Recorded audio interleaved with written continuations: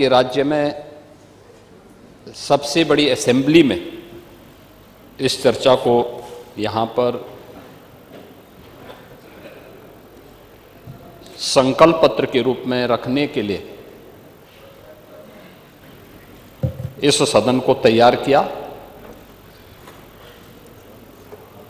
मैं आभारी हूं उन सभी माननीय सदस्यों का, सत्ता पक्ष के भी और विरोधी पक्ष के भी, जिन्होंने इस पूरी चर्चा में भाग लिया। लगभग 187 माननीय सदस्यों ने नेता विरोधी दल समेत सभी माननीय सदस्यों का मैं हृदय से धन्यवाद करता हूं कि उन्होंने बहुत रुचिपूर्ण तरीके से इस पूरी चर्चा की गंभीरता के साथ साथ इसे रोचक भी बनाया और सचमुच लोकतंत्र का मंच इसी गरिमापूर्ण तरीके से लोकतंत्र को इसी प्रकार से पुष्ट करता हुआ आगे बढ़ेगा जो पिछले 24 घंटे के अंदर हम लोग यहां पर सदन में और पूरा प्रदेश और पूरा देश यहां पर उठे हुए मुद्दों की ओर बड़े ध्यान से देख रहा है और सुन रहा है। हो सकता है अपनी अपनी दृष्टि और अपने अपने दृष्टिकोण की बात होती है, लेकिन 187 माननीय सदस्यों का, और मैं मानता हूं कि ज्यादातर माननीय सदस्य इस पूरी चर्चा में अपने अभिभाषण को और अपने विजन को रखना चाहते थे, लेकिन समय की सीमित संभावनाओं को, चूंकि चर्चा को हमें आगे बढ़ाना था, अभी हमें इससे संबंधित जो व्यापक रणनीति आगे बनानी है और समाज से जुड़े हुए सभी स्टेक होल्डर्स के पास हम जाएंगे, उन सब से चर्चा परिचर्चा करने के बाद एक विस्तृत चर्चा के लिए और अलग अलग सेक्टर वाइज जिन मुद्दों पर आज हम चर्चा करने जा रहे हैं, इसको लेकर के फिर हम लोग फिर सदन में आना चाहेंगे कि वास्तव में ये कल्पना से परे है कि सदस्य रुचि लें और इस महत्वपूर्ण चर्चा में भाग लें, लेकिन ये उन लोगों की आंखों को खोलने वाला है जो विधायिका पर और सदस्यों के आचरण पर उंगली उठाते हैं कि नहीं, प्रदेश के लिए या देश के लिए जब भी आवश्यकता पड़ेगी हम सभी अपना योगदान देंगे। इस चर्चा ने पिछले 24 घंटे के अंदर ये साबित किया है, इसलिए मैं भाग लेने वाले और इसमें श्रोता के रूप में भी बने हुए सभी मान्य सदस्यों का और विशेष रूप से नेता विरोधी दल का हृदय से धन्यवाद करता हूं। महोदय, उत्तर प्रदेश की जब हम बात करते हैं तो उत्तर प्रदेश केवल देश की एक सबसे बड़ी आबादी का राज्य ही नहीं है, यह भारत की आध्यात्मिक और सांस्कृतिक विरासत का प्रतिनिधित्व करने वाली देश की एक प्रकार की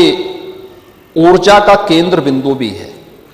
भारत की ऊर्जा का केंद्र बिंदु है जो भारत की आध्यात्मिक और सांस्कृतिक नेतृत्व को अपने यहां से प्राचीन काल से ही देता रहा है। और इसीलिए जब ग्लोबल इन्वेस्टर समिट में यहां लखनऊ में 2023 में उसके उद्घाटन समारोह को संबोधित करते हुए आदरणीय प्रधानमंत्री जी ने जो बातें यहां पर कही थी, उन्होंने इस बात को कहा था कि आज उत्तर प्रदेश एक आशा है, एक उम्मीद बन चुका है। भारत अगर आज दुनिया के लिए एक ब्राइट स्पॉट है तो यूपी भारत की ग्रोथ को ड्राइव करने वाला एक अहम नेतृत्व भी दे रहा है। ये आदरणीय प्रधानमंत्री जी के विचार थे जो उत्तर प्रदेश ने इस दौरान अपनी एक व्यापक कार्य योजना को लेकर के अपने कार्यक्रमों को आगे बढ़ाने का काम किया। और ये हम सब का सौभाग्य है कि देश अपनी आजादी के अमृतकाल में कल देश का स्वतंत्रता के 78 वर्ष पूरे होने जा रहे हैं। 78 वर्ष की इस यात्रा के आत्मावलोकन का एक अवसर पूरे देशवासियों को कल प्राप्त होगा। पूरा देश की आजादी के अमृत महोत्सव वर्ष में देश की भावनाओं के साथ, देश के नेतृत्व की भावनाओं के साथ जुड़ा था। और उस समय आदरणीय प्रधानमंत्री जी ने देशवासियों के सामने कुछ संकल्प लिए थे। जो संकल्प थे, उन संकल्पों में जो महत्वपूर्ण संकल्प था 2047 तक भारत को एक विकसित भारत के रूप में स्थापित करना। हम सब इस बात को जानते हैं कि भारत विकसित तब बनेगा जब सभी राज्य इस दिशा में अपनी अपनी भूमिका का निर्वहन करेंगे और अपनी भूमिका के इस निर्वहन करने की दिशा से पिछले 24 घंटे से अधिक समय से इस माननीय सदन में इस चर्चा का होना, ये विकसित भारत की इन संकल्पनाओं को ही आगे बढ़ाने का विजन है। दृष्टि जितनी होगी वह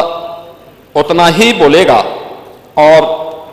उन स्थितियों में जब यहां पर हम चर्चा करेंगे तो मैं माननीय सदस्यों के द्वारा जो मुद्दे उठाए गए थे उन मुद्दों पर भी बोलने का प्रयास करूंगा। लेकिन मुख्य रूप से अगर हम देखेंगे कि यहां पे जो चर्चा हुई, मुझे बहुत अच्छा लगा, क्योंकि मैं कई अवसर पर इस पूरी 24 घंटे की चर्चा का हिस्सा बना रहा हूं और मैंने इस बात को देखा है कि सभी माननीय सदस्य, वह सत्ता पक्ष के हों, विपक्ष के हों या अन्य जो भी माननीय सदस्य थे, सभी लोगों ने इस पूरी चर्चा में रुचि ली। कुछ सदस्यों ने रात भर जग करके भी इस चर्चा को और गंभीरता प्रदान की और इस पूरी चर्चा का भाग लेकर के इस पूरी चर्चा की ओर देश का ध्यान भी आकर्षित किया है। भारत विकसित होगा, क्या उत्तर प्रदेश को इस विकसित भारत में अपना योगदान नहीं देना चाहिए? क्या उत्तर प्रदेश विकसित नहीं होना चाहिए? देश की प्रति व्यक्ति आय अधिक हो, क्या उत्तर प्रदेश की प्रति व्यक्ति आय अधिक नहीं होनी चाहिए? देश में खुशहाली हो तो देश की सबसे बड़ी आबादी का नागरिक क्या उस खुशहाली का हिस्सा नहीं होना चाहिए? और इस दिशा से इस पूरे कार्यक्रम को हम लोगों ने दो भागों में बांटने का प्रयास किया है। एक 1947 से 2017 तक क्या हुआ, इन 75 वर्षों में, इन 70 वर्षों में हम लोगों ने क्या अचीव किए,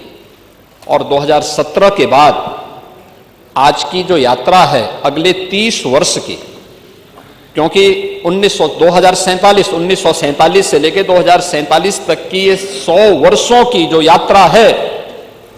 इन 100 वर्षों